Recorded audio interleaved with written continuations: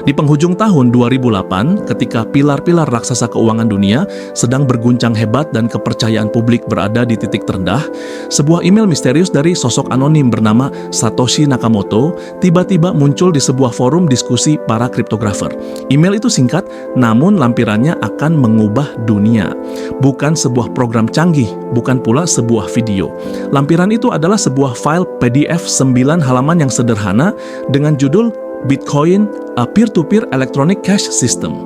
Dokumen itu tidak terlihat istimewa, bahkan terkesan akademis dan kering. Tapi hari ini kita tahu, itu bukanlah sekadar makalah. Itu adalah akta kelahiran dari Bitcoin. Itu adalah cetak biru terperinci dari sebuah revolusi finansial senilai triliun dolar. Banyak orang berbicara, berdebat, dan berinvestasi di Bitcoin. Tapi sangat sedikit yang berani menyentuh kitab sucinya, sumber dari segala sumbernya. Hari ini kita akan melakukan hal yang berbeda. Kita akan menjadi seorang arkeolog digital. Kita akan membedah 9 halaman ini bersama-sama, ide demi ide, dan di akhir perjalanan ini Anda akan terkejut betapa jenius dan logisnya konsep di baliknya. Masalah besar apa yang coba dipecahkan oleh mahakarya 9 halaman ini? Di halaman pertama, Satoshi tidak berbasa-basi. Dia langsung menunjuk ke jantung permasalahan sistem keuangan modern. Setiap transaksi online yang kita lakukan, dari membayar tagihan hingga mengirim uang ke keluarga, selalu bergantung pada satu hal, perantara terpercaya. Bank, perusahaan kartu kredit, PayPal, mereka semua adalah perantara. Kita percaya pada mereka untuk memproses transaksi kita. Tapi ketergantungan ini datang dengan harga. Ada biaya transaksi, ada waktu tunggu yang menjengkelkan, dan yang paling krusial bagi Satoshi, selalu ada risiko transaksi itu dibatalkan atau disensor oleh sang perantara. Maka Satoshi mengajukan sebuah pertanyaan yang akan menjadi fondasi segalanya.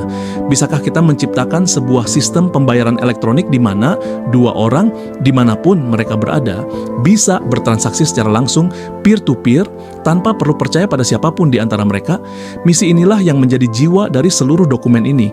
Misi yang luar biasa ambisius. Tapi bagaimana Anda memulai? Langkah pertama Satoshi adalah mendefinisikan kembali apa itu koin digital. Di bagian kedua, dia menjelaskan bahwa sebuah koin digital bukanlah sebuah file yang bisa Anda simpan di folder. Jika begitu, ia bisa disalin jutaan kali. Sebaliknya, Satoshi mendefinisikannya sebagai sebuah rantai tanda tangan digital. Coba bayangkan sebuah sertifikat kepemilikan fisik yang sangat berharga. Ketika pemilik pertama menjualnya, dia akan menandatanganinya secara fisik, lalu menyerahkannya kepada pemilik kedua. Ketika pemilik kedua ingin menjualnya lagi, dia akan menambahkan tanda tangannya sendiri di bawah tanda tangan pertama, menciptakan sebuah jejak kepemilikan yang tak terputus. Bitcoin bekerja persis seperti itu, namun secara digital.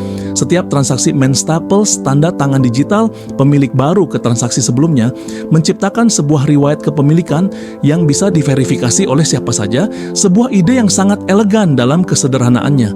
Konsep rantai tanda tangan ini sangat kuat, namun ia membuka sebuah lubang keamanan raksasa, sebuah dosa asal yang menghantui semua uang digital sebelumnya.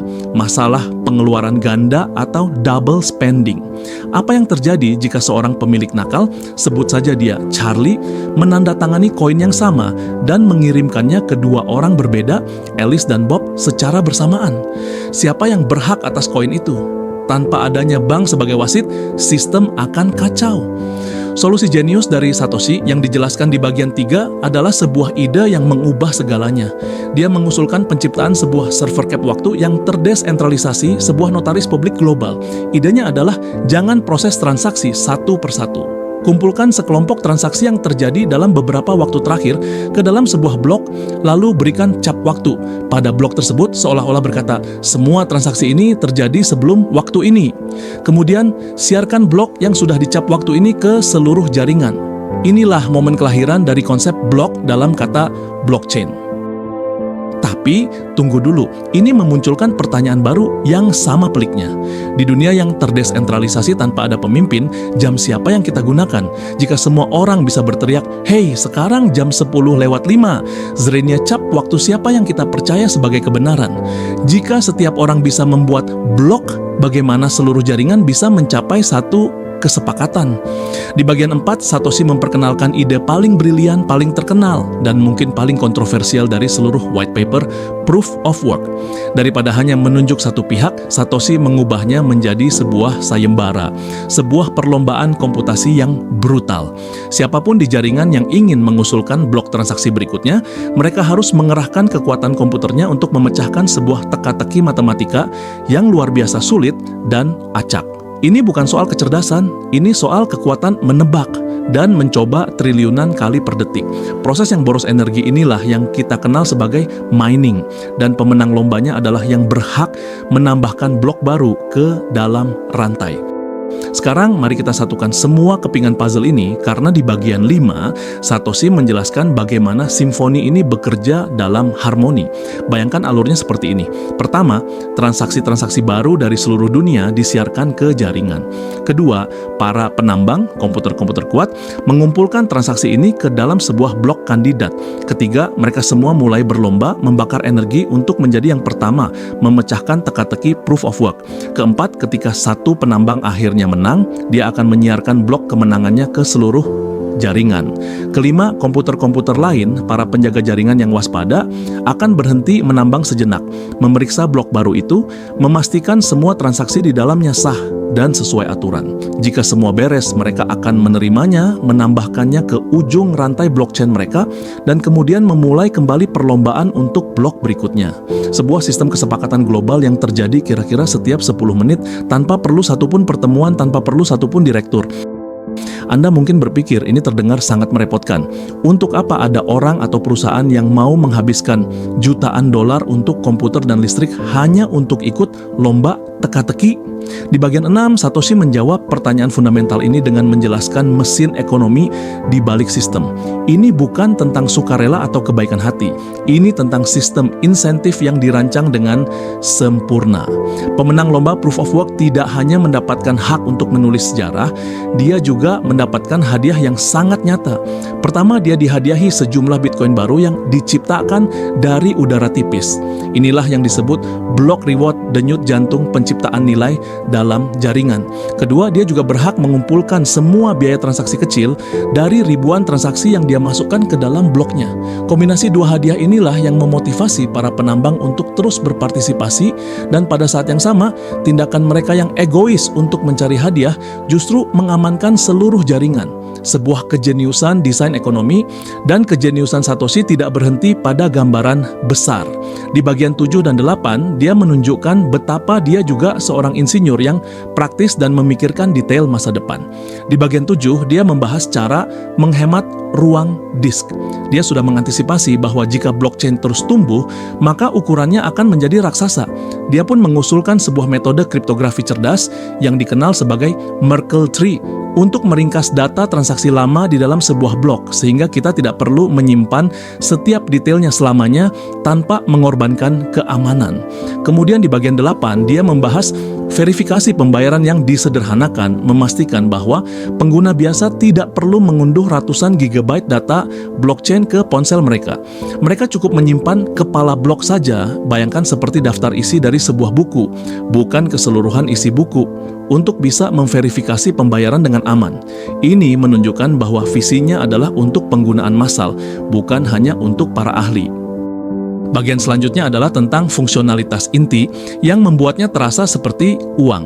Satoshi menjelaskan bagaimana nilai Bitcoin bisa digabungkan dan dipisah. Sama seperti uang tunai di dompet, Anda bisa punya satu lembar Rp100.000, lalu menggunakannya untuk belanja Rp30.000 dan mendapatkan kembalian Rp70.000 dalam beberapa lembar berbeda. Bitcoin dirancang untuk bisa melakukan hal yang sama, menggabungkan input dan menghasilkan output dengan kembalian yang kembali ke alamat Anda. Dia juga menyentuh soal privasi, menjelaskan bahwa meskipun seluruh transaksi bersifat publik dan transparan untuk dilihat siapa saja, identitas di baliknya hanyalah sebuah alamat alfanumerik. Ini menciptakan sebuah sistem pseudonym, bukan anonim total. Bayangkan semua orang di dunia bisa membaca buku kas sebuah perusahaan, tapi nama-nama di dalamnya hanyalah kode-kode rahasia. Mendekati akhir dari mahakaryanya di bagian 11, Satoshi tidak lagi hanya berargumen dengan logika, dia mengeluarkan senjata pamungkasnya, matematika murni. Dia menyajikan serangkaian perhitungan probabilitas yang secara gamblang membuktikan betapa sulitnya, bahkan secara teoretis mustahil, bagi seorang penyerang untuk menciptakan rantai alternatif dan menipu jaringan selama si penyerang tidak mengontrol lebih dari separuh kekuatan komputasi jaringan. Dia tidak berkata, "Percaya saja padaku," dia berkata, "Inilah buktinya, inilah perhitungannya." Dan di kesimpulan akhirnya, dia merangkum pencapaiannya dengan sebuah kalimat yang tenang, namun mengguncang dunia. Kita telah mengusulkan sebuah sistem untuk transaksi elektronik tanpa bergantung pada kepercayaan. Selesai. Dan begitulah, 9 halaman yang ringkas, padat, dan elegan. Dari sebuah ide yang dipublikasikan secara anonim, lahirlah sebuah aset, sebuah industri, sebuah teknologi, dan sebuah gerakan global yang menantang definisi uang itu sendiri. Anda baru saja melakukan sesuatu yang sangat luar biasa. Anda telah berjalan melewati cetak biru Bitcoin dari masalah awalnya hingga solusi akhirnya. Anda tidak hanya tahu tentang Bitcoin, kini Anda paham dari sumbernya yang paling murni. Silakan request teknologi apa yang akan kita bongkar di video selanjutnya.